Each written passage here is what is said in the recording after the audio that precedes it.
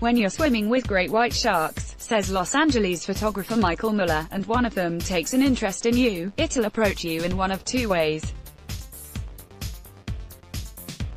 It might inch closer, very slow and methodical and curious, but alternatively, you'll look down and see it barreling straight up towards you at 40 kilometers per hour an hour, using the same, breaching, hunting strategy that works so well on regular non-human prey such as a seal.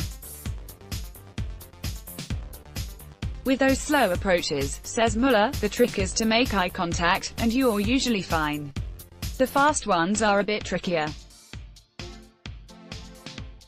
He does all his cage-free shark dives with two other very experienced divers, and the three of them operate like a Navy SEAL team. We all have eyes on each other, watching each other's backs. If a buddy lets you know there's a toothy 6-meter apex predator hurtling towards you, we have to turn and start swimming towards the shark. Then it realizes you're not prey that's trying to swim away, and it banks. They turn away. They're incredibly smart. Evidently these methods work. Muller has been diving with great whites for 13 years now and doesn't have any shark bites to show for it. Muller in his late 40s. He's been a celebrity portraitist and advertising photographer for more than 3 decades, but his underwater obsession didn't start till 13 years ago, when his wife bought him a trip to Mexico's Guadalupe Island to watch sharks. At this point it was from the safety of a seal cage, but after locking eyes with a great white, 5 minutes into his first dive, Muller became obsessed. During a work trip to the Galapagos Islands a few months later, he learnt about how humans kill 100 million sharks each year, and how the Great Barrier Reef is dying because of climate change, and how humans are generally screwing the planet. He decided to do his bit to help. I picked sharks. I'm going to try to help this species by using my gifts for photography. And that's how it started. He met some shark gurus who taught him how to get up close without the cage, then invented and patented a high-wattage underwater strobe rig so he could recreate the lighting he uses in his studio. Since then he's done 30-odd shark expeditions, taken innumerable photos and published a book with Taschen. He still seems pretty busy. When we talk, he's just back from a few days in Guatemala helping the United Nations Refugee Agency launch Ben Stiller as their new Goodwill ambassador. His recent movie poster shoots include Deadpool 2 and Aquaman. He just shot Captain Marvel, and I'm getting ready to go do Spider-Man. His photos appear on the covers of Vanity Fair and Rolling Stone and Esquire, and his portrait subjects include Brad Pitt and Scarlett Johansson, Jeff Bridges and Gwyneth Paltrow, and a million other famous names. Possibly his favorite celebrity portrait is one he took of Joaquin Phoenix when doing publicity for the Johnny Cash biopic Walk the Line. We lit this guitar on fire and he picked it up and lit his cigarette off of it. Everyone always thinks it's Photoshop, but I'm like, no, I don't Photoshop fire.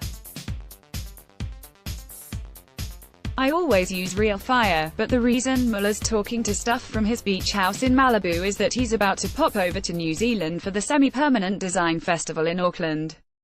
Here, he'll be talking about the next step in his underwater life, a virtual reality movie he's just made called Into the Now. It's the culmination of a couple of years traveling to the holy grails of diving, and the great thing about virtual reality, says Muller, is that I can actually take people with me.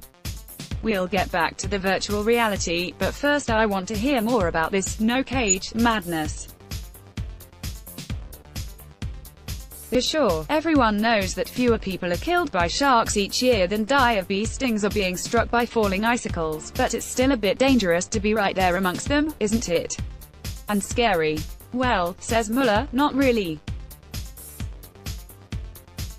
He used to be terrified of sharks in a normal sort of way, playing the movie Jaws in his youthful surfing days on California's shark-infested coast. But these days the feeling he gets when he's in the water with them isn't even fear.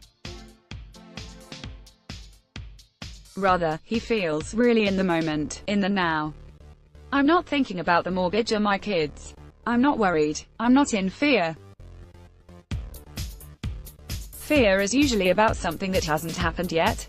Most of the fears we have never even come to pass, yet he's not advising anyone to abandon the safety of the cage unless they know what they're doing. He reckons there are probably only a couple of dozen people in the world who can do it safely.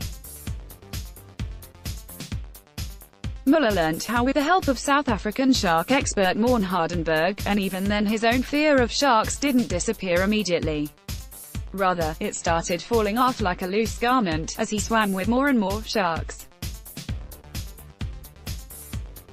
Most species aren't really interested in humans, and if they bite it's usually a mistake, says Muller. They use their mouths to test stuff. It usually happens where river mouths meet oceans. It's usually bull sharks because they go and lay their eggs up the river, but great whites are a little different.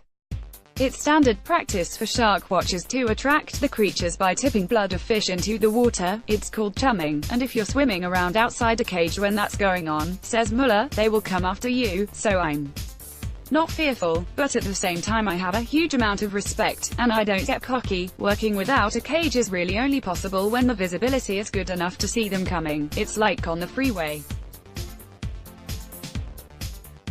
Give yourself 8 car lengths if you're driving at 80 miles an hour, so you have the time to stop.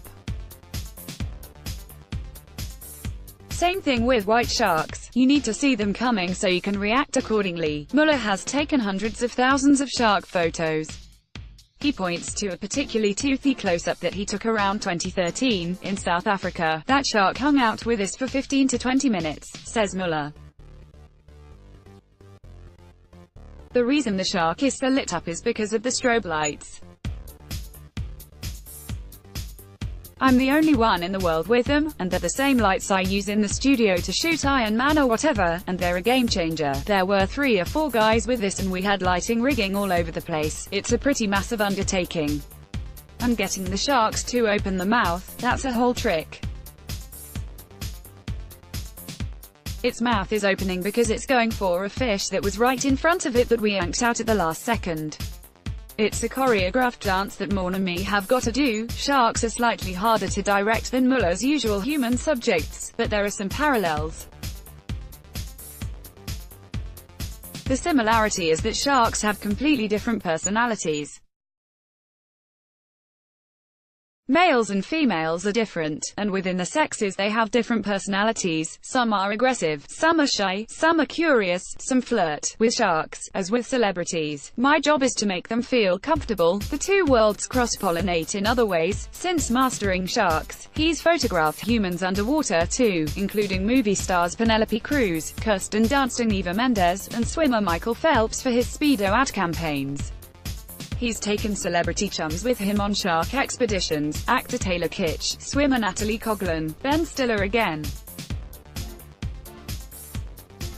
And he's found surprising number of celebrities want to talk about sharks during photo shoots, from Brad Pitt, to Kobe Bryant, to Leo. They all love sharks. His time in the sea pays off in other ways too. When I walk on a set and I've been with sharks the previous 5 days and I have a publicist or a manager start to swim up to me like a shark, I just look at them and kind of laugh and think, you don't scare me. A couple of years ago Muller was wondering if it was time to move on from sharks when he something of an epiphany. Virtual reality technology was becoming available and he suddenly realized that it's almost like VR was made for underwater. You're wearing a mask anyway. So he called up his media company and talked to VR producers and started hatching plans, and since then he's been crisscrossing the planet, capturing petabytes of footage at some of the most photogenic underwater spots: the Sardine Run in South Africa, swimming with great whites and humpback whales, hanging out with whale sharks in the Galapagos. The result is the 10-minute VR movie that he's bringing to Auckland, and it is, says Muller, really cool. It's the first underwater VR piece in stereoscopic 3D. Each camera housing had 13 cameras in it, so it's a pretty massive undertaking. The film has already appeared at festivals, but he's plans for wider distribution, and for a series of many more such films. He's excited about other aspects of VR too. He's been working with his Stanford neurobiology professor Andrew Huberman on VR's potential for treatment of post-traumatic stress disorder. He's pumped. He thinks you should get along to the event in Auckland. He wants you to know what it's like to swim with sharks. The film he's made is, he says, really cool. Semi-permanent. Auckland, August 9/11. See www.semipermanent.com. Sunday Magazine promoted stories recommended by